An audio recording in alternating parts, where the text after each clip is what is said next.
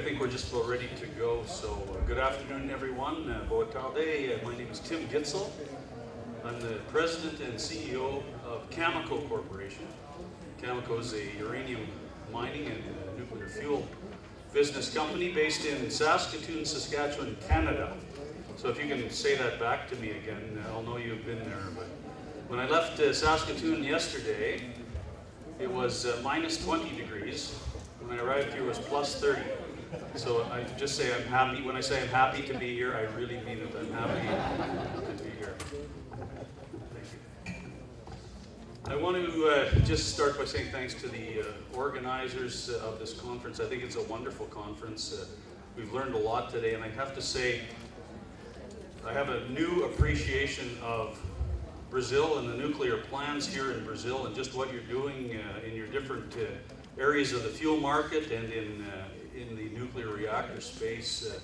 We need Brazil not only to grow its nuclear facilities, we need you to help lead in the world as we all grow around the world. And so this was a great day today, so thank you to all the organizers who put this on today.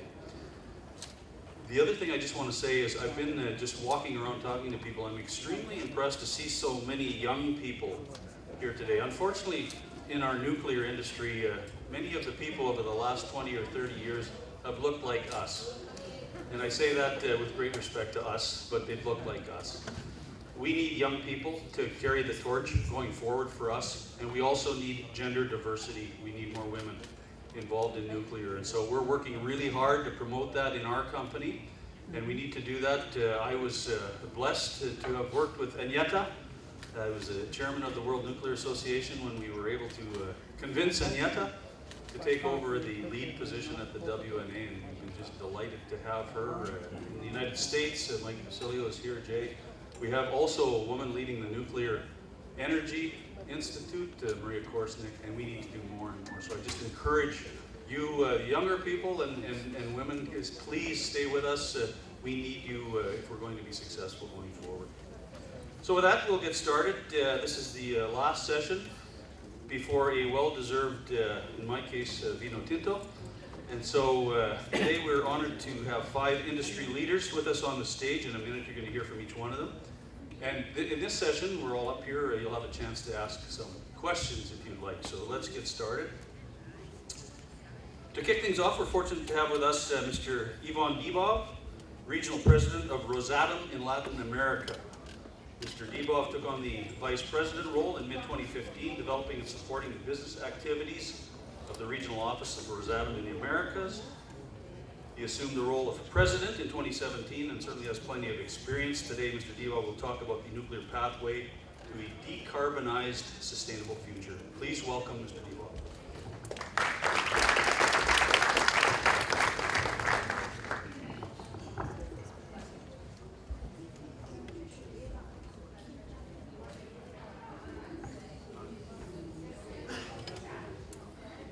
Good afternoon, ladies and gentlemen. My name is Ivan Dibov. I'm president of Rosatom America Latina.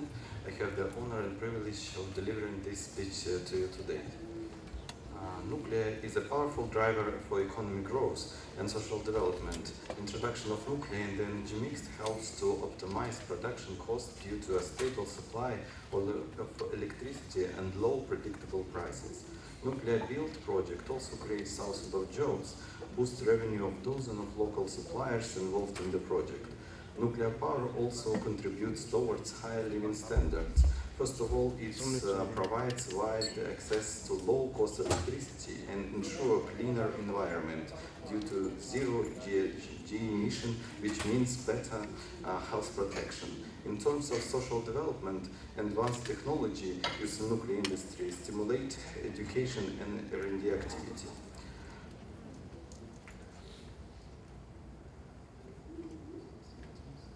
Yes. While analyzing benefits of nuclear, let's see a cumulative effect of national development. It's important to note new taxes from local and foreign suppliers and increased investment attractiveness.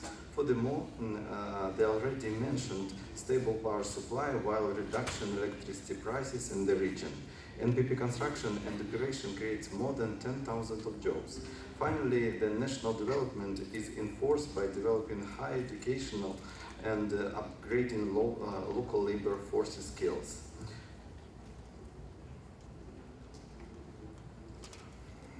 There are key figures that illustrate the multiplier effect of nuclear on national economy. So, 2 VVR 1,200 megawatt reactor bring the lifestyle of 60 life cycle of 60 years, and considering even moderate 20-30% of localization rate, bring 4.3 of GDP growth for all dollar invested.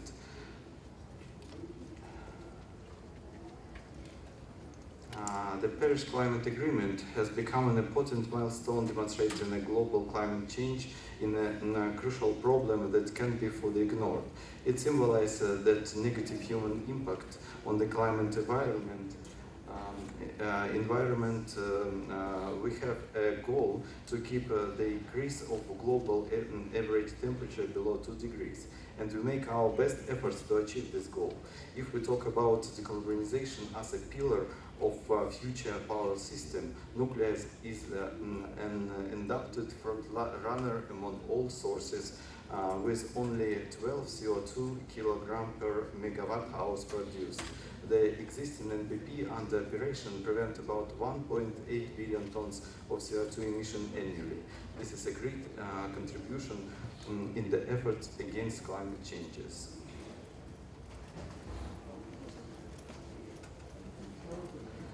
Besides electricity generation, nuclear technology is a gateway to innovation in many areas such as R&D, environmental protection, heavy industry, new materials, medicine, food treatment.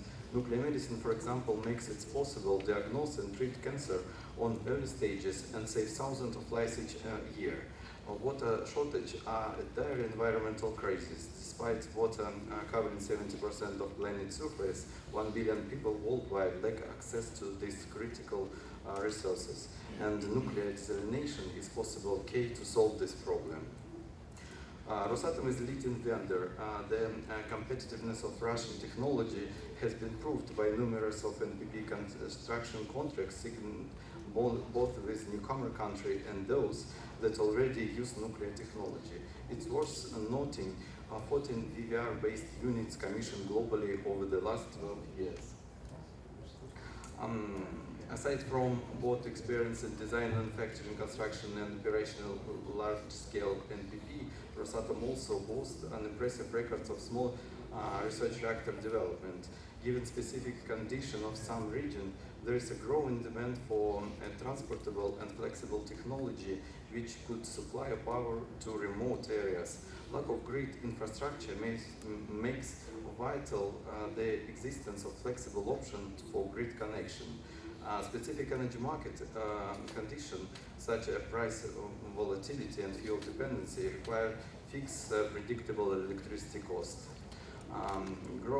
Growing use of variable renewable energy worldwide creates a need for base load energy sources. SMRs can be the best solution that fit all the most specific needs and open up for suitable energy mix. Rosatom is sharing its vast experience in Latin America. Its presence in the region contributes towards stable growth and peaceful uses of nuclear technology for energy purpose. Rosatom fully satisfied Laguna Verde demand for enriched uranium, supply uranium to Brazilian nuclear power plants, and looks forward to potential strategic partnership with Electronuclear. Regarding non-energy application, Rosatom is implementing the Center for Nuclear Science and Technology project in Bolivia and is the largest supplier of isotopes to Brazil. In addition to that, there is a promising future for the cooperation on a nuclear project with Chile, Argentina, Brazil, Paraguay.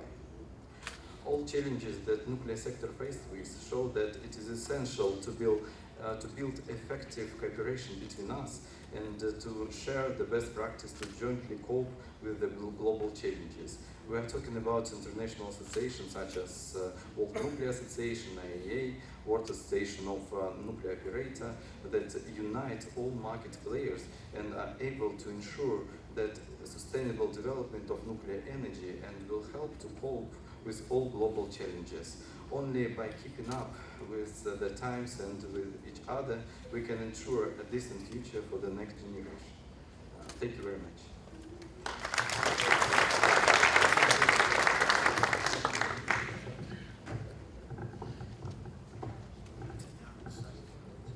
Thank you very much, Ivan. So we've heard a lot about the nuclear situation here in Brazil today, and we know that Abdan plays a big role in that. Mr. Orpet Peixoto is the Vice President of Abdan, the Brazilian Association for the Development of Nuclear Activities. In his role, Orpet helps Abdan bring together the most important companies in capital, construction, consulting, engineering, plant operation, and manufacturing in nuclear activities here in Brazil. Today, Mr. Peixoto is working as a consulting engineer for AF Consult Group in charge of the energy area for all of Latin America. Please welcome Mr. Peixoto.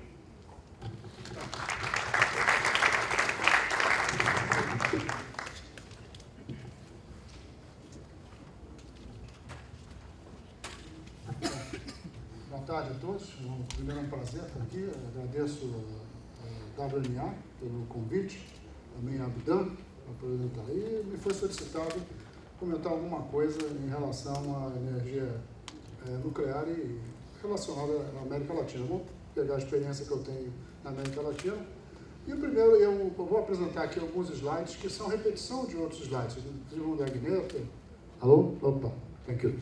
E para colocar, por exemplo, a diversidade de tamanho, economia e propósitos dos países da América Latina é muito diferente para que se tenha uma política para a América energética para a América Latina. Tá?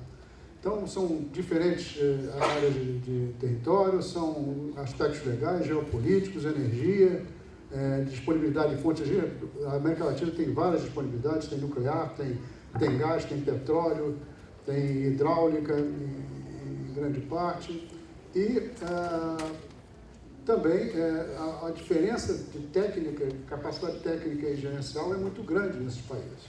Então, eu diria que é impossível ter uma política comum de energia na América Latina. Pode haver muita sinergia e complementariedade, né, nesses dois. Alguns dos slides seguintes eu vou colocar alguns pontos para chegar às minhas conclusões. Esse é um quadro que já foi apresentado, mas olha o que representa a América Latina na demanda de eletricidade. O azul de cima. É muito pouca coisa em relação ao mundo, as outras áreas, né? Muito. Você tem que ver como é que está se colocando. Por exemplo, aqui tem uma coisa boa para a América Latina, que o crescimento por ano, em termos de demanda elétrica, está no top ali, depois de Índia e África subsaariana. Vem a América Latina, a América Latina e Caribe, e o Brasil ali um pouquinho logo abaixo, enquanto os países mais desenvolvidos têm. Isso é bom para o desenvolvimento de política energética e para a implantação de energia. Para onde aponta? Agora foi demais.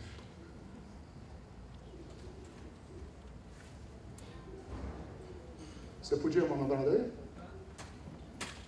Volta. Aí, obrigado. Esse aí é um gráfico que apresenta o PIB, de outros lugares, e o PIB e o crescimento energético.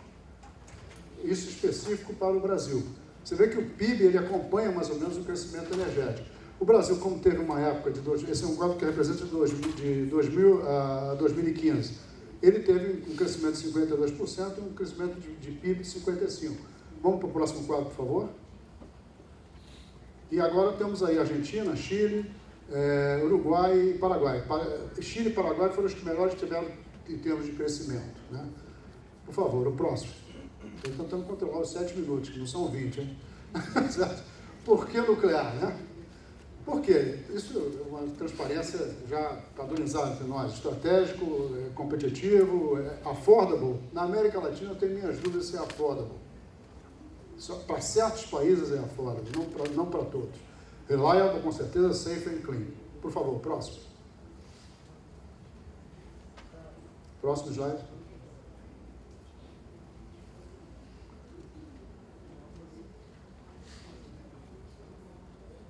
Aqui. Bom, isso é outro gráfico que foi apresentado pela Guineta aqui. Onde é que está a América Latina ali? Já vocês fizeram de propósito, está num azulzinho um pouquinho mais claro em cima do segundo azul. Nem aparece. Tá certo? Isso é o que a nossa geração nuclear. Isso é a nossa geração nuclear. O segundo ali nem aparece comparado com a Europa, comparado com a América do Norte, etc. Nem quase aparece. Tá certo? Em fato, nós temos o quê? Nós temos hoje 7 reatores funcionando na América Latina como um todo. Para lá, né? Ok. Não é para lá.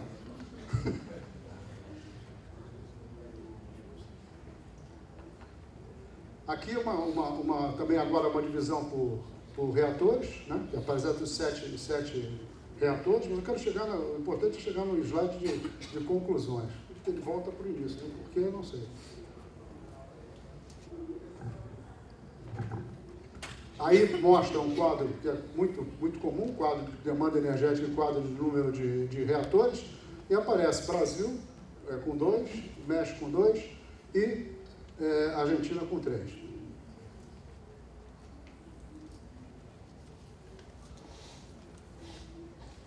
Esse gráfico que eu vou passar é apenas o mesmo outro gráfico, apenas já mostra reatores em desconvencionamento, que no nosso caso não existe ainda. Tá? Muito bem, agora foi direto.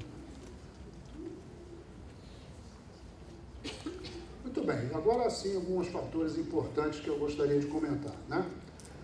Muito bem, a América Latina ela tem bastante urânio, tá certo?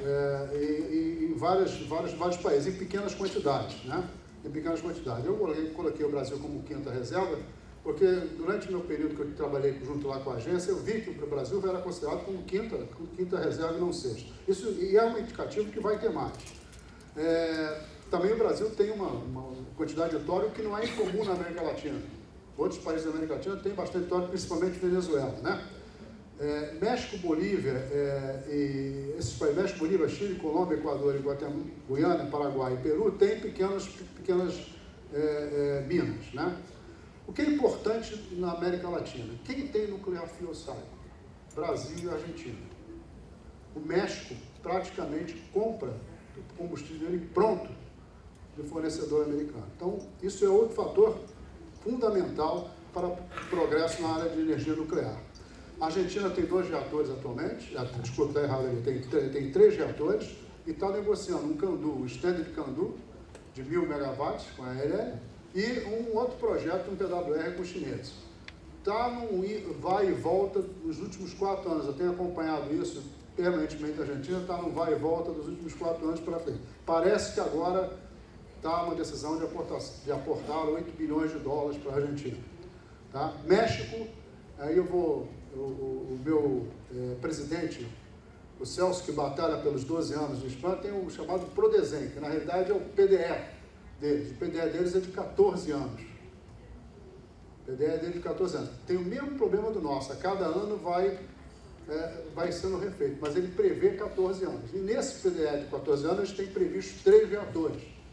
2 outros em Laguna Verde e um outro em outro local. O problema deles também é a definição de que vai fazer. Muito bem. Depois aí nós temos uma série de reatores de pesquisa. Tem 23 reatores de pesquisa na América Latina, dos quais 15 estão concentrados em Brasil e Argentina. Alguns deles não estão funcionando. No caso do Peru tem um não funcionando, no caso do Chile que não tem um funcionando.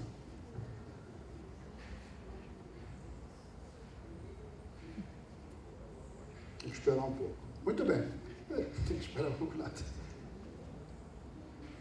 Bom, como é que se faz uma integração nuclear na América Latina?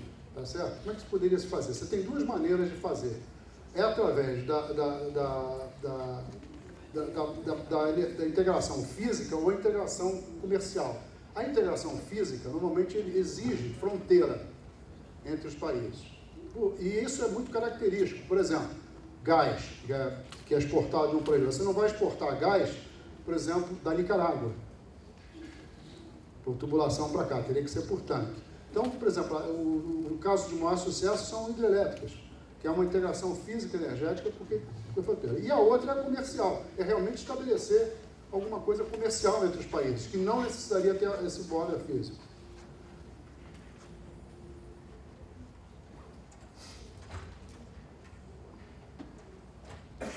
Muito bem, quais são agora vamos ver, quais são os desafios e oportunidades que se tem para a implantação na América Latina? Eu botei em vermelho os desafios, né? Primeiro é a capacidade econômica dos países de gerar infraestrutura. O Chile, por exemplo, já diversas vezes abriu o programa para colocar a central e não consegue aprovação. Ele tem um problema de licenciamento, porque é uma zona estável da cadeia dos Andes, né, de terremoto, mas não é esse o problema. O problema é que ele não tem recurso para entrar nisso aí. E tem outros recursos, como o gás, que ele usa para fazer. Então, ele está sempre... Então, ele é realmente um problema de que os países são muito pequenos. Dos países que têm a central nuclear, que tem mais capacidade, é Brasil, México e Argentina, e que tem essa central. A disponibilidade de outras fontes. Mesmo que a Venezuela fale que pode desejar fazer, por problemas estratégicos, deseja fazer um programa nuclear e aumentar, naturalmente ela tem muito recurso de gás para a produção, que será muito mais barato para ela. Depois é o desenvolvimento técnico e gerencial do pessoal.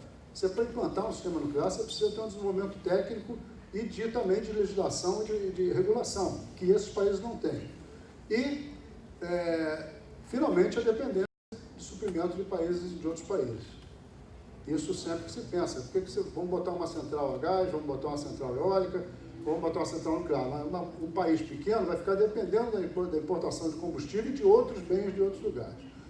Paradoxalmente, existe uma demanda no mercado de energia no futuro, que é bom, é uma oportunidade. Tá? Isso também, a área nuclear sendo desenvolvida no país, todo país gosta de se apresentar como, embora sejam países em desenvolvimento, querem se apresentar como países desenvolvidos. A energia nuclear é um fator fundamental para mostrar o desenvolvimento tecnológico de todos os países. Então, isso é uma oportunidade boa. Outra vantagem é o uso dessa competência nuclear em outras tecnologias, como na parte de saúde, na parte de aplicações de engenharia e outras. Finalmente, traz o desenvolvimento industrial, tá certo? E, finalmente, a parte nuclear ajuda a atingir as metas hoje globais do lado ambiental. Né? Esses, então, são o que eu vejo as chaves. Eu pulei uma transparência aqui, que não vai voltar, mas o Brasil, nesse caso, aí voltado aqui ao Brasil, ele tem um fator fundamental na América Latina. Não só porque ele faz fronteira com 13 países, como também ele é um elemento catalisador de desenvolvimento de tecnologia e de ser seguido por outros países. Há uma coisa que eu quero comentar, que comentou aqui o próprio Dr. Freire da ANB, por exemplo, é uma maneira da gente ter colaboração com a Argentina, uma maneira de se progredir. Ainda vejo muito incipiente essa colaboração.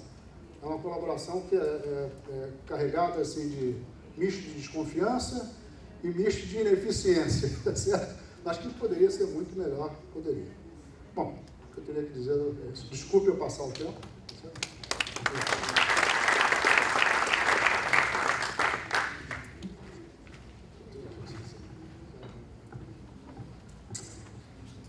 Thank you, Orbet. Our next speaker is Mr. Andre Salgado, South American Director of Framatome here in Latin America.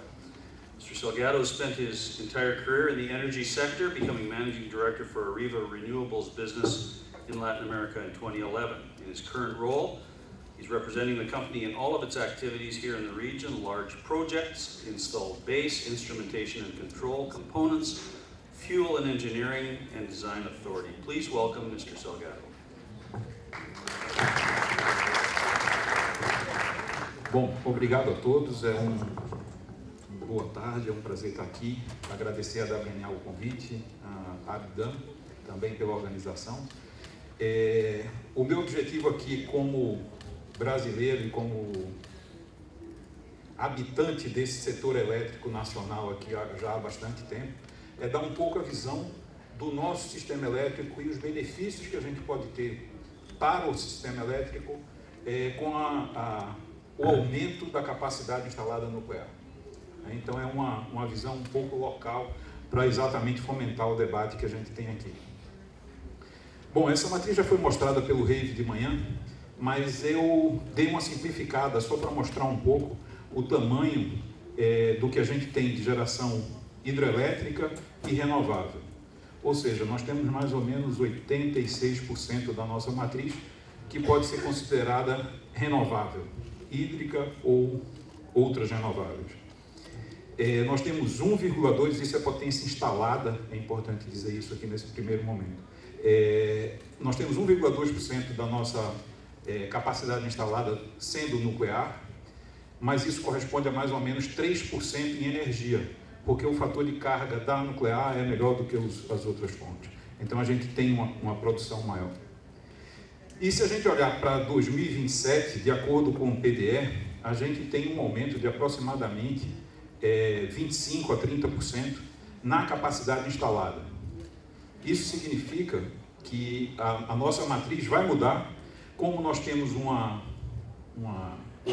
os potenciais hidrelétricos estão perto do fim, a maior parte da contribuição do aumento na geração de energia vai vir de renováveis, segundo o PDE. Mesmo considerando a entrada de Angra 3, porque nesse horizonte de 2027 já considera a entrada de Angra 3, a gente tem a energia nuclear com 1,7% só da capacidade instalada. Então, esse gráfico é um gráfico que eu gosto muito, de uma apresentação da EPE, e ele mostra como é que vai se comportar no longo prazo a geração de energia elétrica no Brasil. Então você vê claramente uma acentuada queda da geração hidrelétrica em termos de energia gerada, um aumento proporcional visível da parte verde, que é a parte de renováveis, e uma praticamente estável geração termoelétrica. Então, ali você pode preencher essa termoelétrica com nuclear, com biomassa, que pode ser considerado renovável ali também, gás natural e carvão. Essas são as nossas opções para a geração térmica no Brasil. A biomassa é uma energia que emite pouco CO2, né? Ele pode ser considerado neutro, porque a planta crescendo, ela consome o CO2 que queima, enfim, é neutro. A nuclear, o Ivan já mostrou aqui que tem muito baixa emissão. Então a gente tem aí, basicamente, as outras duas que são combustível fóssil. A nossa opção pela matriz limpa, ela deve ser mantida, vamos dizer assim, e aí mais uma vez, a gente chega à conclusão que a nuclear tem um papel importante nisso. O sistema elétrico da gente é um sistema elétrico de dimensão continental, é complexo, é um sistema interligado, com linhas de transmissão de 2, 3, 4 mil quilômetros de extensão, então a gente tem bastante desafios nessa interligação. Nós temos abundância de recursos como fonte de energia, então a gente tem que saber balancear exatamente essas fontes de energia, tem bastante potencial de eólica, tem bastante potencial de solar, mas aí a gente entra com o wish list, né, a lista de desejos das nossas fontes. Então a gente quer uma fonte que sejam seguras no sentido de trazer segurança energética e segurança física. A gente quer que elas sejam flexíveis, distribuídas, que elas sejam previsíveis, ou seja, tenha como despachá-las. Isso é um desejo do operador nacional do sistema. que ela seja affordable, né? Que ela seja limpa, que ela seja inteligente, que seja direcionada aos desejos do consumidor, né? Como é que eu vou atender o meu consumidor lá na ponta. Então, ela tem que considerar esses efeitos. E, por fim, ela tem que promover o desenvolvimento social, né? A geração de energia também tem esse papel. Então, a gente quer que ela promova o desenvolvimento social e econômico e também que inclua as pessoas, né? A previsão de consumo que a gente tem no PDE é de mais ou menos 2% ao ano, 2,2% ao ano. Se nós promovermos um crescimento econômico, como a gente já viu no passado, esse consumo tende a crescer mais do que o crescimento econômico, porque há a inclusão de pessoas que têm acesso a serviços que hoje elas não utilizam. Então, acaba que esse consumo é maior do que a gente previu. E aí a gente vem para a conclusão, mais um resumo de tudo que foi dito hoje durante o dia. Se você pegar as apresentações de diversas pessoas, a gente vê a alta disponibilidade e confiabilidade da nuclear. Ela pode ser usada como baseload, é o que a gente precisa, geração de base. E aí você vem com o armazenamento dos nossos reservatórios, funcionando como modulação do despacho. O ciclo do combustível é dominado. Nós podemos instalar próximo aos centros de carga, próximo às linhas de transmissão, reduzindo perdas, reduzindo investimentos em linhas de transmissão. É uma fonte de baixa emissão, com pequeno footprint, a gente pode usar pequenas dimensões de terra, e aí, por final, promove o desenvolvimento regional e tem um impacto social muito forte na região e na formação de profissionais com alto nível de qualificação. Tem um estudo da eletronuclear que fala sobre o impacto de Angra 3, econômico de Angra 3 na região. Eu acho que é um estudo que todo mundo deveria tomar conhecimento. Bom, por fim, nós estamos terminando na Framatome o nosso primeiro mês da inovação, que tem um slogan que diz Make it happen. Eu acho que a gente não podia ter uma melhor forma de terminar isso aqui, dizer Let's make it happen. Vamos fazer Angra 3 acontecer, vamos fazer as novas plantas acontecerem. Obrigado.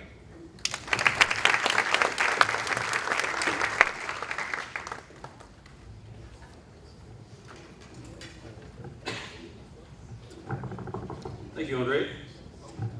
So you would know that you're a very popular speaker if you get invited to speak at the same conference 2 times. Our next speaker was speaking this morning, and now he's back this afternoon, so obviously a very popular speaker. David Howell is president of America's Operating Plant Services for Westinghouse. He's well acquainted with the ins and outs of reactor builds. Mr. Howell leads Westinghouse Electric Company's sales and delivery for the Americas core business for existing nuclear operating plant customers. With 35 years of experience in the nuclear industry, Mr. Howell has seen the challenges and the opportunities of expanding nuclear energy and the benefits associated with nuclear. So please join me in welcoming David Howell.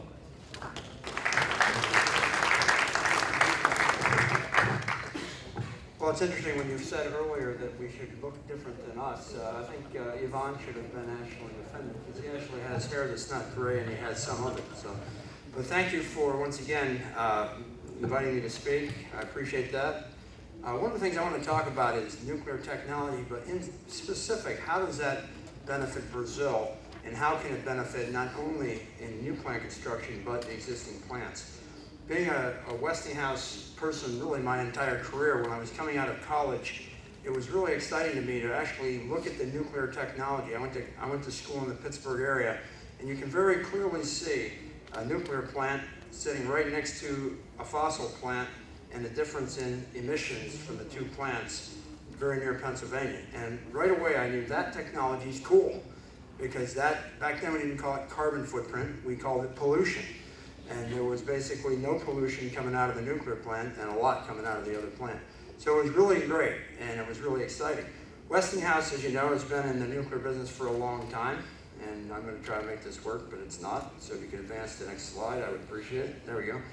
Multiple services, from a technology perspective in fuel, in inspection services, and engineering services, and now, unfortunately for some, we have to worry about decommissioning services. But that is the full breadth of technology that Westinghouse has, and it's very important that we have implemented some of this right here in Brazil. We have a global footprint, about 9,300 employees spread throughout 19 different countries in the world, including here in Brazil in our Rio office, supporting Angra 1 and 2 in the operating plant side of the business. But I want to spend most of my time, if we go to the next slide, on the technology that's at work here in Brazil. Next slide, please. There we go. How about one more? There we go. Whoops.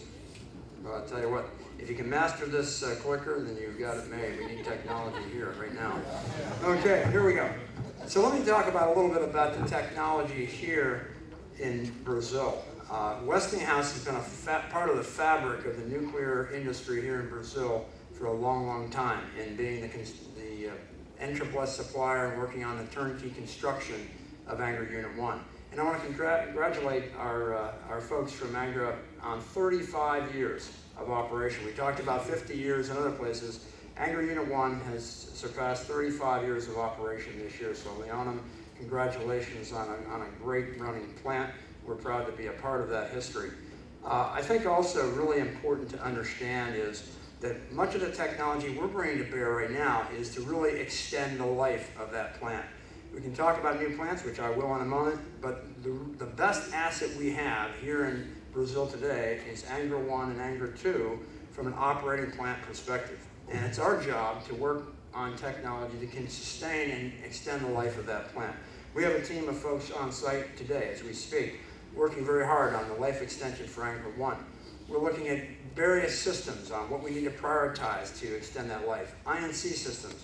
We're bringing the best INC technology, we believe in the world. It's now operating in new plants and operating plants alike to really prioritize which systems on Angra 1 should be updated, which areas in the safety systems, which analyses need to be done, what components need to be replaced, what cabling needs to be replaced. Those things are all part, and that technology is brought here to bear on making sure that Angra 1 is successful in that completion.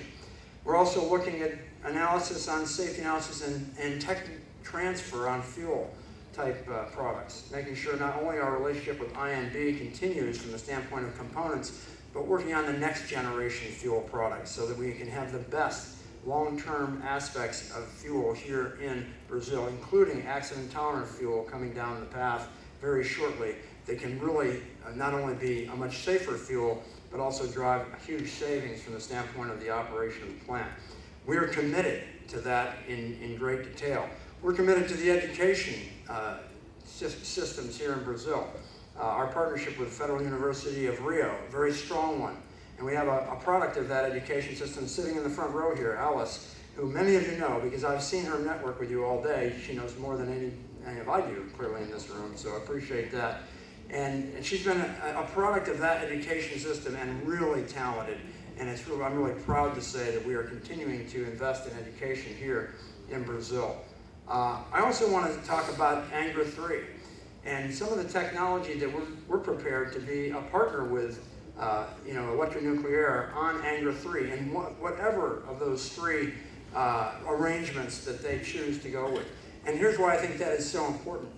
Westinghouse worked very closely with TVA as we were bringing Watts Bar back to life.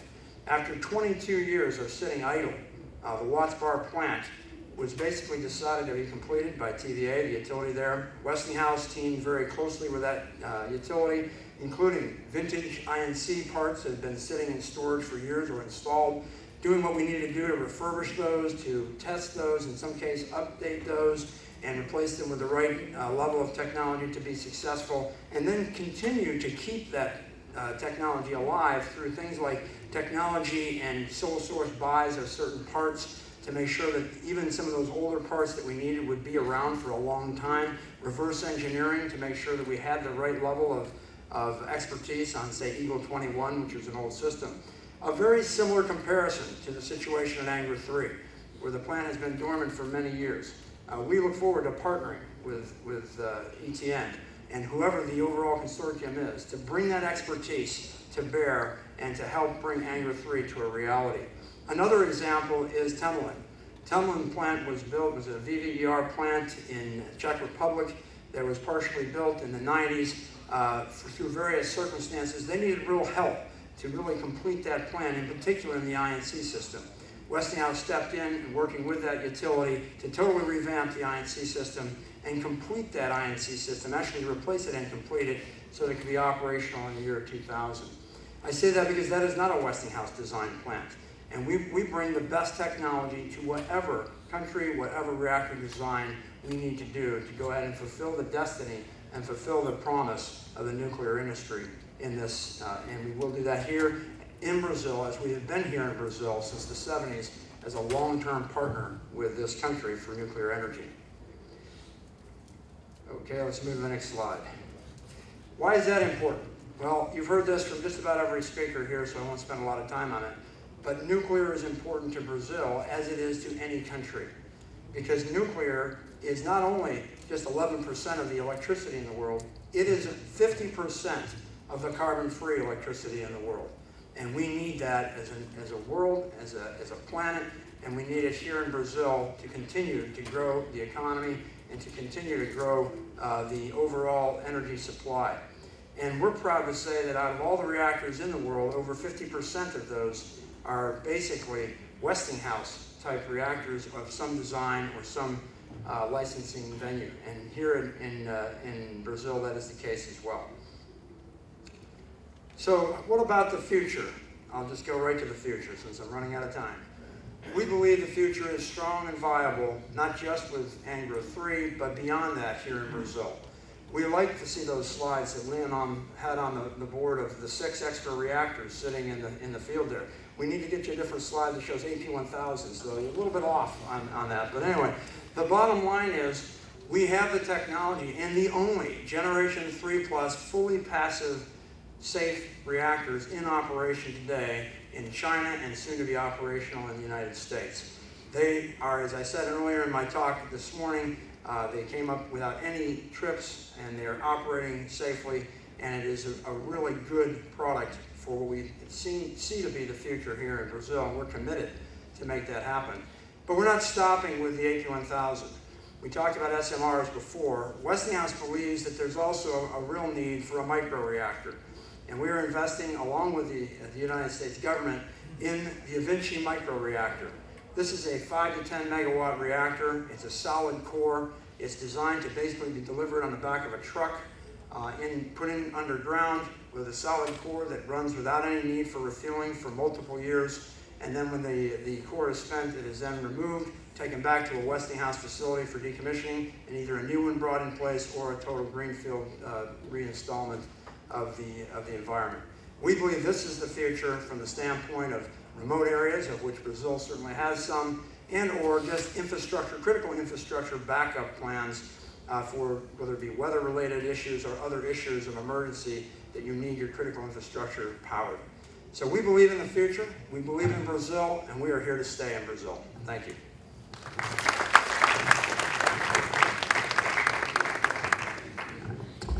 Great, thank you very much, David. So our last speaker today in this session is Jay Wildman, President and CEO of GE Hitachi Nuclear Energy, GEH as we call it.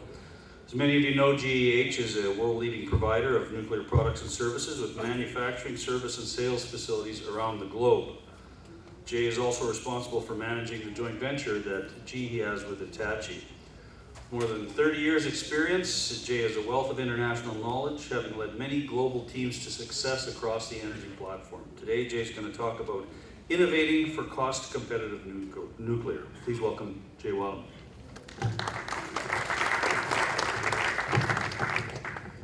All right, let's see if I can apply some OE on this clicker here later on. Thank you for having me here this afternoon. Excited to be here in Brazil talking about nuclear. I think my colleagues that have presented in the past give a great case about all the positive attributes of nuclear. Agneta, I want to do just a little test first. Who has heard of WNA, World Nuclear Association's Harmony program? Okay, a lot of hands are up there. And now you know who to talk. Yeah, hopefully you raise yours. So I think that's a great case for us to work the 2 degrees, 25% of the world's level of energy generation with nuclear, and it's a big lift. But I think nuclear is perfect for it if you think about the attributes, right? So clean, no emissions, safe, we keep talking about that, and I'll have a few more comments in a minute, and very reliable, as some of my colleagues mentioned here as well. But the one attribute that I think we also have to have is cost effective. Because just having those first 3 attributes will not get us a seat at the table to be able to compete with the other technologies that are out there. So really to be competitive and get that share, that 25%, we also have to work the cost angle. My team brought together a number of our customers and just asked a very simple question. This was US focused, but I think it applies around the world. What's it gonna take for you to build a nuclear plant? Period. And the very top answer was it has to be cost competitive. If you think about some of the projects that are going out there that are really overrunning on cost and schedule and putting some of the customers' balance sheets at risk, these are $10+ billion per unit. That's really a tough putt to ask a company to do as you build up a nuclear fleet with all these great attributes. So here we go, OE, 1 click. And then if it doesn't work, you ask the person in the back, right? Or go. If you could advance the slide, please. Wanted to show an EPRI study that was put out last year. I think it's very, very fascinating here. This shows in 2050, you see the total generation in North America in this case, and you'll see how it breaks down by energy source for different scenarios. So these are 4 scenarios of the cost of nuclear in overnight dollars per kilowatt. So you see if we're up at 5,000, you'll see the new nuclear, that gray there, that's a pretty small sliver, as we were talking about it with nuclear in Brazil earlier, right? And actually that's about the level where a good project is, and some of those projects obviously go well over 5,000 a kilowatt. But if you look and you start to work the cost equation, and you get to 4,000, not much of a move. But you get down to 3,000 and look what starts to happen. Now you're starting to displace, in this case, in this study, combined cycle natural gas. And if you get down to 2,000, look how nuclear plays, right? So that is really a key for us to be able to do that. All right, that's great. How do you do that? And I went the wrong way, so that was my bad. We'll go the right way. All right, so much for OE today. 1 more slide, please. So another report that was put out was by MIT, and they really came to the same conclusion. Their number was 2,500 to be competitive. And they really dug into a lot of the different areas that you needed to focus on to reduce cost. And it's really in and around the structures and construction and materials that drive a lot of this. And you've got to get different ways of doing things. So a couple of years ago, I was standing in front of my engineering team at one of the all-employee meetings. And it was engineering week, and I congratulated them for the patents we put out and all the innovative things that we're doing and all the expertise that they have. But I sort of called them out on, but you guys don't know how to spell cost. You don't know how to spell cost. So what we did was taking that customer input and thinking differently. I've started to work on getting at some of our old assumptions that we've held. If you think about it, when Admiral Rickover came and started to commercialize nuclear, it went from small units, and then it was all about bigger, bigger, bigger, bigger, right? Leveraging that base cost, that fixed cost that's out there. Well, I challenged the team to go think about this differently. So they came actually taking our NRC certified ESBWR, Gen 3 Plus, and they took a lot of those passive elements and they really shrunk things down to an SMR size. It's GE's 10th generation BWR, and it's 300 megawatts, so BWR X300. And some fascinating design changes were really brought up there. One question, what would the value be and what cost could you eliminate if you can't have a LOCA, a loss of coolant analysis? What would happen if you didn't have to do all that rebar and you could use advanced concrete? What would happen if you would embed this so you didn't have to have all the security? What would happen if you could operate the whole plant with 75 people? Those are our design targets that we're going for now. And I think that will help get us into, we're targeting right now about $22.50 a kilowatt hour. And we're testing those theories in the licensing space as we go.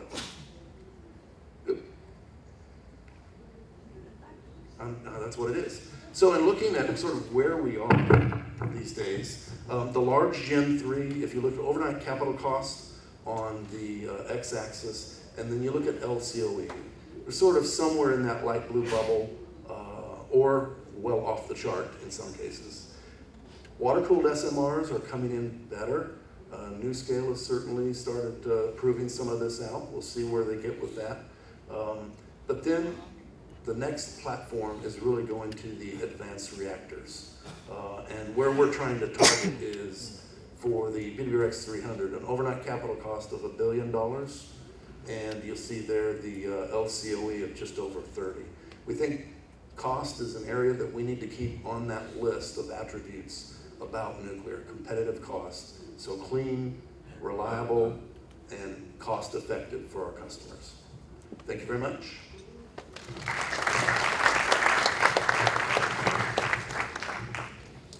Okay, thank you, Jay. So we have, I think, a few minutes, about 20 minutes. My friend Leonam said his session was exactly on time, so we want to make sure this one is also exactly on time. And I think we have about 20 minutes to take some questions. And so this is your one opportunity today to ask questions of the panel. Any questions you might have, I think the panel would be delighted to take them. So we have microphones, I think roving microphones. There's the roving microphones. So please, if you have a question, then please put up your hand and we'll get started. I'm happy to ask the first one if nobody wants to go first. So I would ask all of the panel, and there's days I worry. We go to many of these conferences during the year, and we sit in a room with people that think like us, and we have a very nice day and a nice session, and we're all encouraged about the future of nuclear. But I wonder if we all walked out to the Copacabana beach and started talking to people out there about nuclear, what would they say? What would they say about it? What do we have to do to convince people that nuclear is our friend? It's clean, it's CO2 free, it helps with the climate change, it's reliable, you can have your fuel on site for years. How do we convince people that our technology is the good technology? So I would just put that to all of the panel members, and feel free. I'd also, and this may be over the top, but if there's anybody that's, some of the young people, and I sat with some of you before, why are you here? Why are you here? Why is it somebody young? Why would you want to be involved in this? What are you thinking? What are the youth thinking? I'm always interested in that. So if anybody has any, who wants to give a comment on that, you're welcome to it. So please, Jay? So yeah, if I can, Rosatom is corporation of knowledge. And Rosatom supporting different type of like popular show on TV to make this idea grow, to make some project with schools, with university. And now we have really good results, because in this year Rosatom actually won national competition, and Rosatom now the best employer of Russia. And first of all, because people have this good image of Rosatom, and also they see some perspective, because we really have big problem of nuclear power plant construction in Russia. Young generation also see that they have possibility to see the world, to work abroad, because Rosatom has 36 nuclear power plants in construction all over the world. So it's becoming interesting. Bom, falar em português, é interessante a pergunta, mas quando eu era jovem, estava na praia, ninguém me perguntou se a planta de carvão era boa ou não, nem a planta hidráulica, e ela é implantada da mesma maneira. Apenas a nuclear a gente carrega fator que é muito pesado, ele não é bem aceito. A população mesmo que ela veja benefícios na hora que vai fazer um exame médico, de coração, ela vê benefício nuclear, mas ela não gosta de ter a instalação nuclear. Esse é um problema que a nossa tecnologia nuclear tem que se preparar. Sendo da escola antiga, nós implantávamos projetos sem essa preocupação. O Estado fazia, ou a companhia fazia, e não tinha essa preocupação. Eu acho que hoje, o pessoal mais jovem tem que colocar isso como uma meta. É como se você vai desenvolver que eles chamam uma startup de produtos novos. Você quer vender um produto novo, você tem que ir para o mercado e tentar primeiro que o público aceite ele. Eu acho que isso tem que vir do pessoal mais novo para colocar. Nós ainda temos, acho que, um longo caminho na área nuclear para ter uma aceitação pública perfeita. Porque isso a gente vê dentro das próprias casas. Às vezes você encontra com parentes que são contra, não gosto. É difícil isso, né? Mesmo que você explique, etc. Isso tem que vir de uma formação desde o início. Agora, é um fato. As plantas hoje de solares e eólicas têm um benefício que fala que é renovável. Mas no passado se plantava carvão e ninguém perguntava se era ruim ou bom. E era visto como bom, assim, a industrialização do país, né?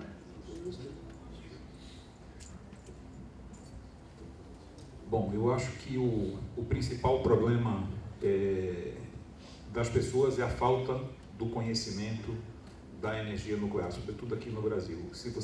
As pesquisas estão feitas e eu acho que não há uma rejeição forte à energia nuclear, mas também ela não é completamente aceita porque as pessoas ligam, falou de nuclear, eles não vão ligar nem a geração de energia, muitas pessoas vão pensar logo na bomba, talvez Fukushima, algumas pessoas que tiveram um pouco mais de conhecimento, que teve bastante repercussão, mas a imagem da nuclear, como o Orbit falou, ela é ruim e nós temos que trabalhar isso, né? E aí cabe uma meia-culpa. A gente continua falando para o mesmo seleto grupo, e aí eu vou copyright do meu amigo Freire ali.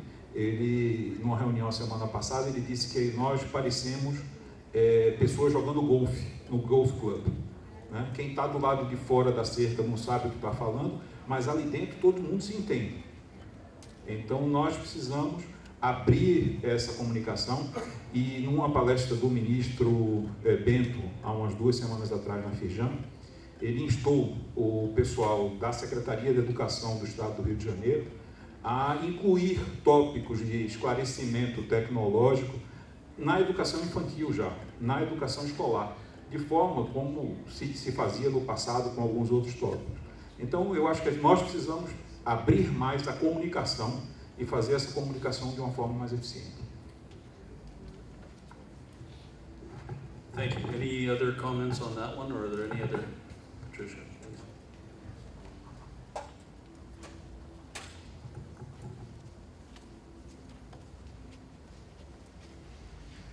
So it was mentioned here that in the US we have the pools, and it is, I think, from NEI. It is prepared by Visconti, and so every year they make a pool, and then they can have the follow-up, and now it's mentioned that you need to take some action.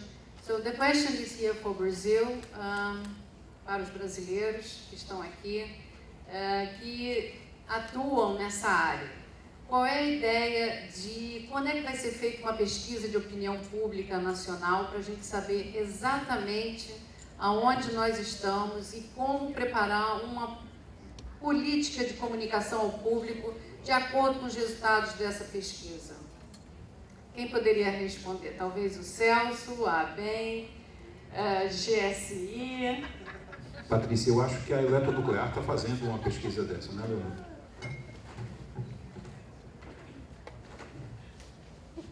Nós fizemos recentemente, Patrícia, bem recentemente mesmo, uma pesquisa não nacional, mas uma pesquisa focada no estado de Pernambuco, com uma pesquisa em Recife e em municípios da região que envolve próximas à localização que a gente tinha estudado, que foi até mostrado pelo secretário Rei, e fizemos um benchmark comparativo com o Rio de Janeiro e Angra dos Reis.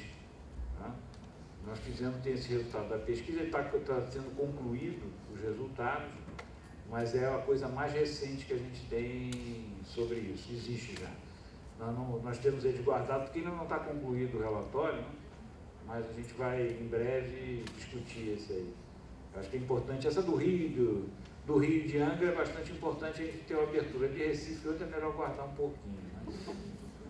Mas tem uma lição aprendida nessa pesquisa, já uma lição. Né? Foram feitos levantamentos em Pernambuco, né? Recife, é o município de Itacuruba, que é um município muito pequeno, não representativo, a estatística dele fica até comprometida. Nós fizemos naquele que, na realidade, o sítio é mais próximo de Belém do São Francisco, que é outro município. Né?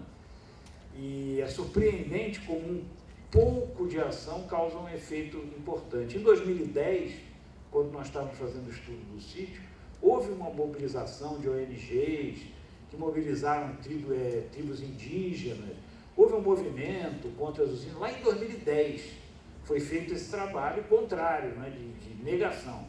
Se a gente comparar os resultados de Itacuruba com Recife e Belém de São Francisco, a aceitação é muito pior em Itacuruba, simplesmente por causa daquela ação bem pequena dos contrários que fizeram em 2010.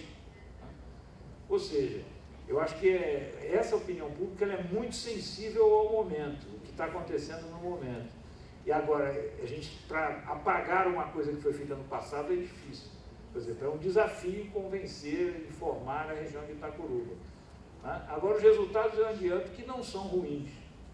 Não são tão bons como apresentado pelo Dr. Komarov, né, que fala em 75% de aprovação na sociedade russa. Né? Não são assim, nem são, estão mais próximos dos Estados Unidos. Tá? Talvez até um pouco mais baixo. Tá? Mas o grande ponto aí é falta de informação. A pessoa não tem nenhuma informação.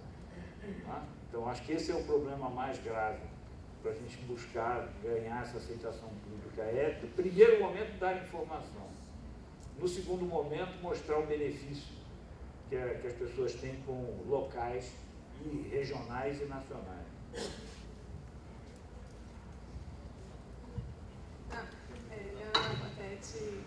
Sou pesquisadora da área de energia e a gente fez uma publicação no mês passado que a gente entrevistou diversos especialistas do setor, a Leona participou também, e a gente fez algumas perguntas sobre o que é energia nuclear, como funciona, quais os benefícios, por que o Brasil deveria investir em energia nuclear. E o que a gente percebe é que a sociedade, que já tem uma dificuldade de ter informação, mas para os especialistas no assunto, há divergência. Então, a gente entrevistou professores, pessoas da academia, da indústria, e existe divergência de opinião quanto ao uso da energia entre os especialistas. Então, você imagina quem não tem esse conhecimento. Quem já tem, já existe essa dificuldade, já existe toda essa divergência de opiniões. Você imagina uma sociedade que é pouco instruída. Só para dizer, eu vou repetir uma frase que a minha avó dizia, que é como um lema, né? Ele disse: a necessidade é a mãe da providência. Então, na realidade, enquanto se perceber a necessidade, a providência será dada. Então, a chave da coisa é demonstrar a necessidade, porque, como a minha velha avó dizia, a necessidade é a mãe da providência. Na verdade, eu acho que esse é o ponto. A informação passa pela passagem da ideia da necessidade, tá? Que eu acho que é uma coisa muito bem estabelecida na Rússia, tá?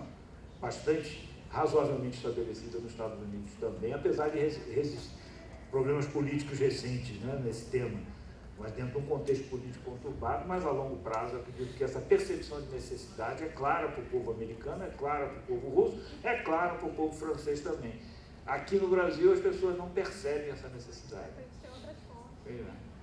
Não, mas o fato de ter outras fontes cai naquele clássico erro, Quer dizer, um megawatt gerado, você, por exemplo, se você quer serviço de transporte, você quer serviço de eletricidade, você quer serviço de transporte, você pode ter um carro ou pode ter uma bicicleta. Tá? Se você optar pelo custo, não ia ter carro na rua, porque todo mundo andava de bicicleta. Isso não é realidade.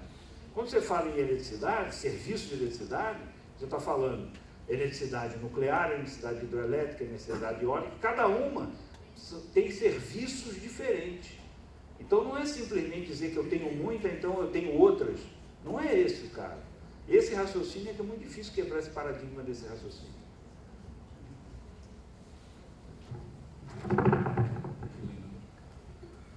All right, I think we might have time for one last question. If there's one more, there's one back there, and that'll be the last question. Thank you. Obrigado. Fernando Razucchi, do IRB aqui do Rio. Existe um modelo de aplicação, se não me engano, pela própria agência, ou que é aplicado na Europa.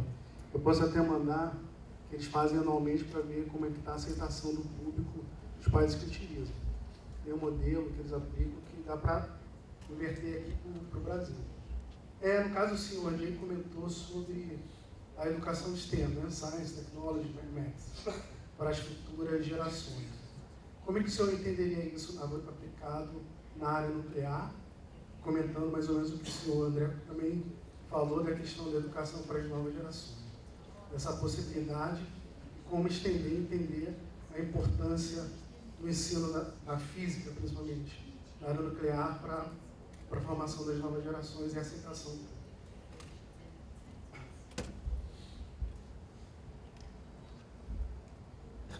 Well, I think from the standpoint of accepting new generations, it's, as I said before, what we're seeing in the United States is, and I think in Brazil here, is that thirst for a solution that will truly be long-term from a climate perspective and guarantee the style of living that our next generation has come to expect. And even in the United States, where we have extreme cost pressures on nuclear plants, and my friend Mr. Pasolio in the front row here is front and center with me in Pennsylvania, trying to continue to elevate the conversation on why nuclear is important for the climate, why nuclear is important from the standpoint of being on even keel from a perspective of the necessity of having that generation capability into the future. I think that motivates people from the standpoint of the younger generation to continue to study. We have programs, whether it be here in Rio de Janeiro or in Penn State in the United States, where they're geared toward growing that technological base, the physics, the sciences, the math that are necessary to go ahead and bring out new engineers and new business people too, by the way. It's not just nuclear. One of the challenges for nuclear, I think, is we've been so technologically oriented that sometimes we forget about the business aspects of life. And Jay presented it earlier from the standpoint of how do we be competitive long term? And it's not just the new plants, but it's the existing plants. How can we get the existing plants, when they're doing life extension, to get to a competitive situation by use of technology, where maybe you can operate a plant with 100 people as opposed to 600 or 700 people per unit. Those things, I think, will motivate our education system and our young people to go into the sciences where they need to, and to be brought into the nuclear industry.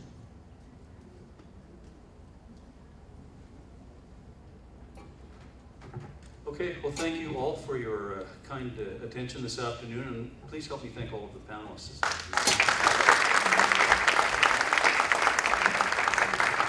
And with that, I think I'm going to turn it back to Anieto and Celso for closing remarks.